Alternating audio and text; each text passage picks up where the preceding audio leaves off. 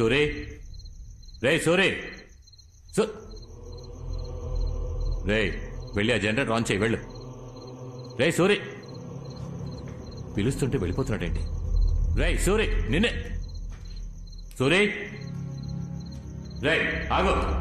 సూరి, ఆగరా.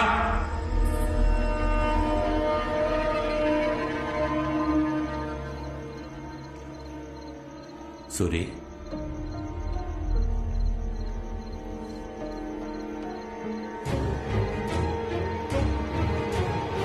సూరి, రే సూరి.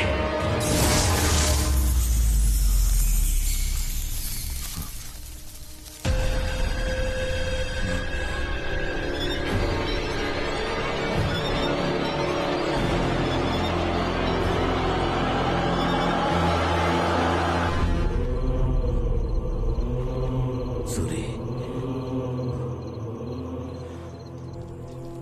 ఎంతవరకు బాగానే ఉన్నాడే, ఉన్నట్టుండి ఎలా పోయాడు? 40 ఏళ్ళు అంతఃపురంలో విశ్వాసంగా పనిచేశాడు. తలరాత షాక్ కొట్టిపోయాడు.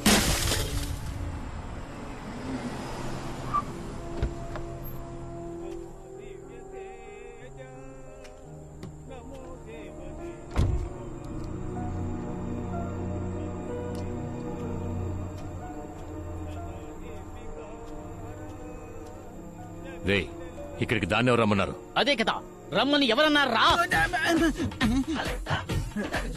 Hello sir. నువ్వేనా రమ్మన్నది? సార్ కాలు తడబడిందని ముందుకు వచ్చాను సార్, అంతలోనే కొట్టేశారు. ఆయన కాబట్టి ఒక్కదాంతో వదిలేశారు. నేనైతే కాల్ చేసి పిలిచిన వాడిని గొంతు నిలిమి చంపేశావా? కాల్ చేసి పిలిచింది వీడే. ఏది చంపు చూద్దాం. ఎవరదే?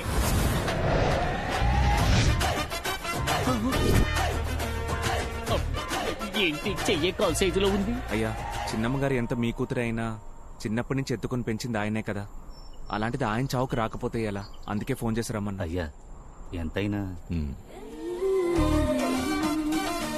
ఎరా క్రిందటిసారి కంటే కూడా ఎర్రబడింది కదా. అతడు కొట్టి నా చెంప ఎర్రబడిపోయిందే, నీకు అది అక్కర్లేదు కదా. ఫీల్ ఓకురా.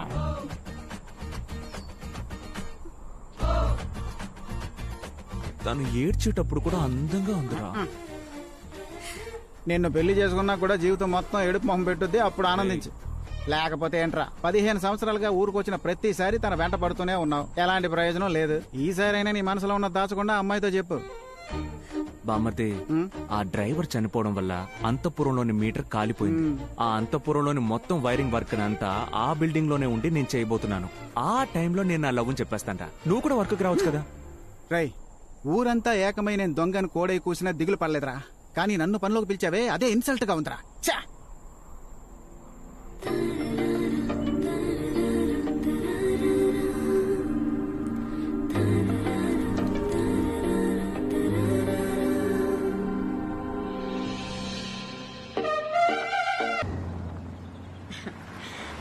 జ్యోతి వచ్చేసింది. ఎలా ఉన్నావు రాజు? అక్క, ఏంటిదంతా? 6 మాసాల తర్వాత వచ్చింది పాపం, అందుకే హారతి. శ్మశానం నుంచి వచ్చిన దానికి హారతి ఇస్తారా? ఎప్పుడు బయలుదేరుతున్నావు? 2-3 రోజుల్లో. ఏం వచ్చిన పని అయిపోయిందిగా, బయలుదేరచ్చు కదా. జ్యోతి నువ్వేం ఫీల్ అవ్వకమ్మా. మామయ్య గారి గురించి నీకు తెలియదేముంది. రా లోపలికి వెళ్దాం. నువ్వు రామ్మా. హాయ్ శాలు, చిట్టి తల్లి ఎలా ఉన్నావు? ఇక్కడ ఒంటరిగా కూర్చొని ఏం చేస్తున్నావు? నీకోసం ఏం కొని తీసుకొచ్చినా చూసావా? కిస్ ఇస్తేనే చాక్లెట్.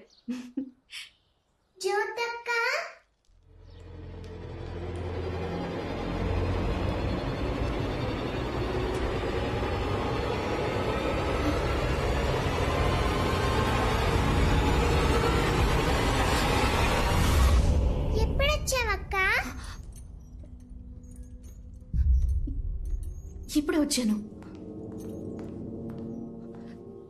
ఇదిగో తీసుకో.